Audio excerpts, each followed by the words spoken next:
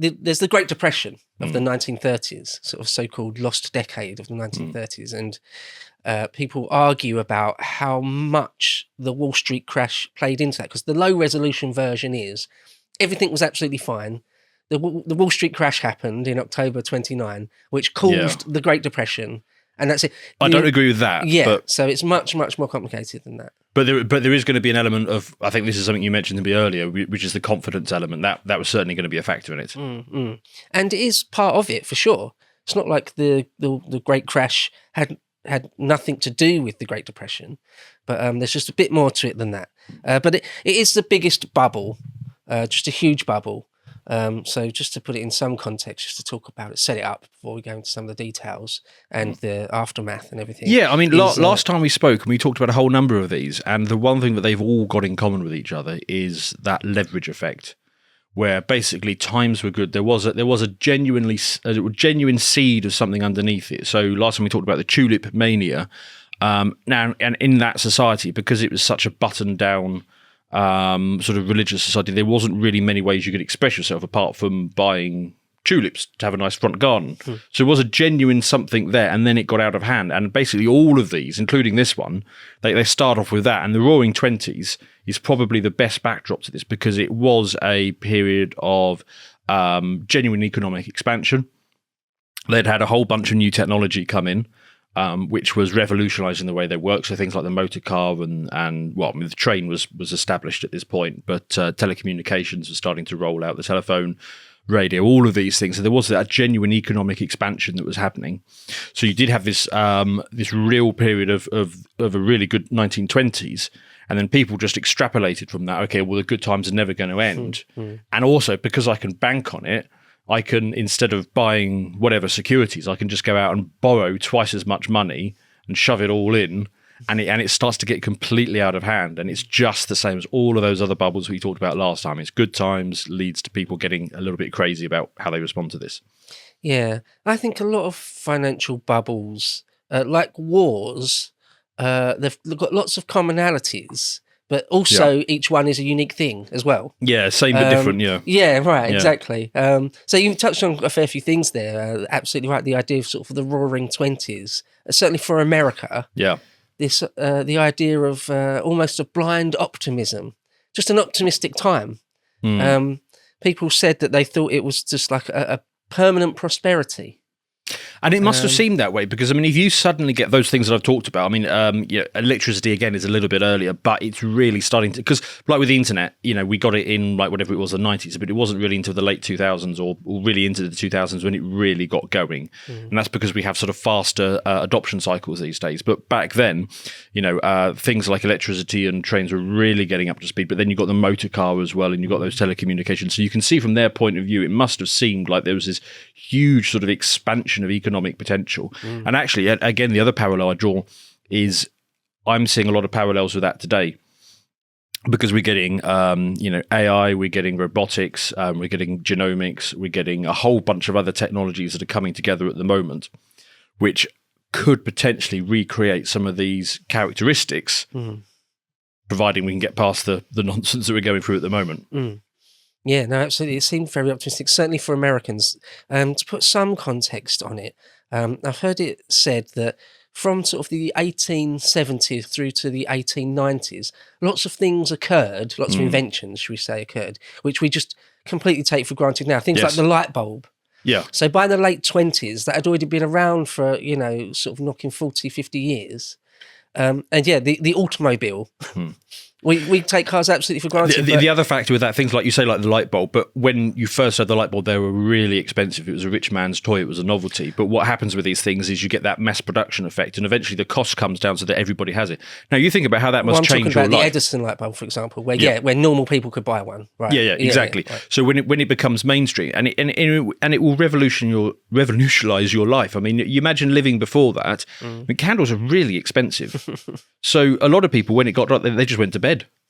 But how that changes your life, that you can sort of sit up and you can socialize and you can read or do whatever you want to do after that. So again, you're right, we take it for granted, but what it must have seemed like to those people at the time must have been extraordinary. Yeah, just a quick note on candles. Just things in the past that we just don't really do much anymore, like writing letters and having to have loads of candles, and whether you have really cheap, crappy tallow candles or you've got a small collection of the good candles. Yeah. But candles were a big thing, obviously. But we just forget all of that now. It's just all forgotten. Like there's no need to. I mean, my house has loads of candles, but they're all the scented nonsense. Right, really expensive ones, scented ones, yeah. But yeah, so by the 20s, in America anyway, there had been some sort of explosion of commodities. So like the radio had come out, and all sorts of things like having a fridge. Again, things we just they had fridges back then. I didn't appreciate that. Absolutely, yeah. Like air conditioning. Like air conditioning was quite new. Yeah. Oh, okay. Yeah. Because I mean, we still don't have that in Britain, but I know the Americans love it. Yeah. Just lots and lots of commodities.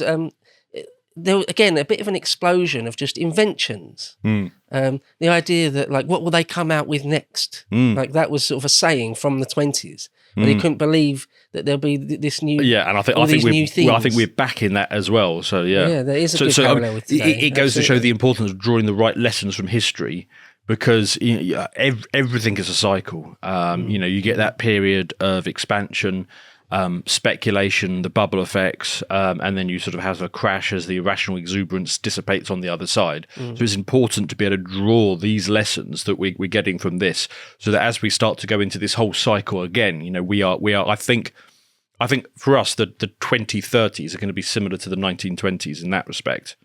So again, it's really important for us to learn the right lessons from the past, so that as we sort of go into this again, especially all the younger people watching who are going to be at the forefront of some of this, don't think that this time in history is unique, because it same but different. Absolutely. I'm going to say stuff about that a bit later on, that although the Wall Street crash is unique in some senses, it's in lots of other ways far from unique. There were lots and lots of things that happened before. I mean, we touched on it, I think, last time we spoke, that all throughout the late 19th century, there were there were loads of bubbles and crashes on the New York Stock Exchange. Yeah. Because just to mention, it's the New York Stock Exchange still. It's the Dow Jones we're talking about here, even though it's 1929. Well, the dollar was the crypto of the time. I mean, it wasn't a cryptocurrency, but it was very new. It was getting that adoption. It was very expansionary. People were coming into it. People were doing some of the same silly behavior that they're doing with crypto at the moment. But it didn't have all the sort of safeguards and rails. So when it fell off, it really did fall off, and so you got that sort of huge drawdown. So which we're getting at the moment as well with crypto. It is a similar adoption cycle, just 100 years earlier. So here's something I want to say, just to set it up a little bit, is that obviously they're just coming off of World War One. Yes. And one of the things, the country that did best out of World War One, shall we say, was America by quite some way. Pays to be late. Yeah. Obviously, their country wasn't. There was no battlefields in America, of course. Nor were there any in Britain. But the point is, but there were lots of factories which were selling the stuff over to us. Yeah. So a lot of the European nations, the biggest powers in the world up to that point, had gone into crazy amounts of debt in order to pay for the war. Both France and Germany, but France and Britain particularly, went into something like 10, I was going to say billion, but could it be trillion? No, it couldn't be trillion. It must be 10 billion. In inflation adjusted, I'm sure it will be in the trillions. But back 10 billion. It was something like 10 billion in debt to America, mainly to American banks. And that was 10 billion. Banks. That was 10 billion when a billion was a real number, when it really mattered. Yeah. And we're talking sort of, the very, very early 1920s. We owed America a fantastic amount. And I've even heard it said that on some level, the wealth of an empire was transferred from London to New York in order to pay for World War One. Yeah.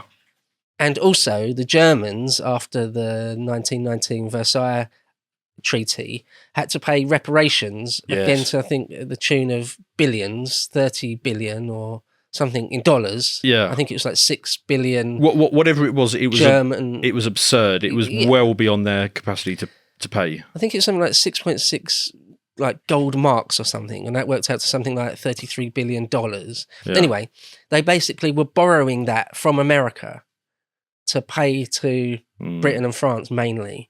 And we were paying off our war debts to America with that money. So round and round it goes. I mean, it's crazy. You say round and round, mostly to America. But yeah, right. Yeah. But You can see how those two bites of the cherry, the First World War and the Second World War, because the same dynamic sort of played out on both of those. Well, I mean, less with the reparations, but you can see how there would have been a trend anyway of global homogeny from the UK, well, Britain, to America anyway. But those two big events, they just sort of really kicked it along massively. Absolutely. I mean, I don't want to say this as just to cast shade on the United States, because I don't really do that. I'm a fan of the United States, if anything. Well, I like some of them. I like the ones with the big hats, not the New York ones. yeah, not all of them. But I'm half American myself. I've mentioned a number of times my dad is an American, born and raised in Oregon. Right. But they were war profiteers. They couldn't help it, really. It was. It's not like they designed it that way. But they made lots and lots of wealth out of both the world wars. But again, it wasn't like a moustache twirling grand plan. It's just what they do. That's just the way it sort of had to be, in a way. To be fair, Britain did exactly the same thing in earlier periods. Whenever there was a continental war, just fund both sides of it. Why not? So by the 20s, America was in a great position. They'd gone from being quite a small power in the late 19th century, relatively, to arguably the biggest power, certainly completely competing with the British Empire, with the Russian Empire.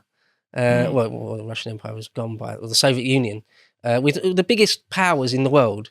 The United States, by the 20s, had emerged as one of the world's biggest powers, absolutely, easily. The dollar was sort of king by that point. It'd become one of the most important currencies, easily. And their industrial output was giant, and their country was absolutely infused with optimism, to the point where sort of the Calvin Coolidge administrations, all throughout the 1920s, there was sort of a 9-year bull market where he was one of the good ones, wasn't he, Calvin Coolidge? Depends what you want to say. He was later. He was later found out to be an inside trader, right? But yeah, he was. Oh yeah, that's small cheese by today's standards, though. Yeah. Oh no, he was actually quite good. I mean, there's a story of when he was first got the news that he was going to be president. He just knelt down and prayed. So that was the sort of man he was, quite a religious, a fairly kind of religious guy. He wasn't a... They don't even pretend to be religious these days. Right, yeah. He wasn't a crazy womanizer like Jack Kennedy or anything like that. So all throughout the 20s, like I say, this sort of a very strong sort of bull market. Everyone thought that prices would just keep going up. They thought they would say things like... There's world markets now, and the whole world want American commodities. Actually, that's another interesting thing as well. Yeah, and that will never end. The globalization effect. So Europe had been, I think it took until something like 1998 for the world to become as globalized as it was before the First World War. And that was sort of Europe was trading with each other sort of very very fluidly before the First World War. And that kind of went away after the First World War. But actually, yeah, you're right. For the Americans, it was different. It didn't. It actually accelerated, because instead of those trade flows happening within Europe and some of the other sort of established economies, instead it started to be a flow from the US. They were sort of the China of their day. They were producing the manufacturing goods and sort of shipping it out to everybody. To watch the full video, please become a premium member at lotuseaters.com.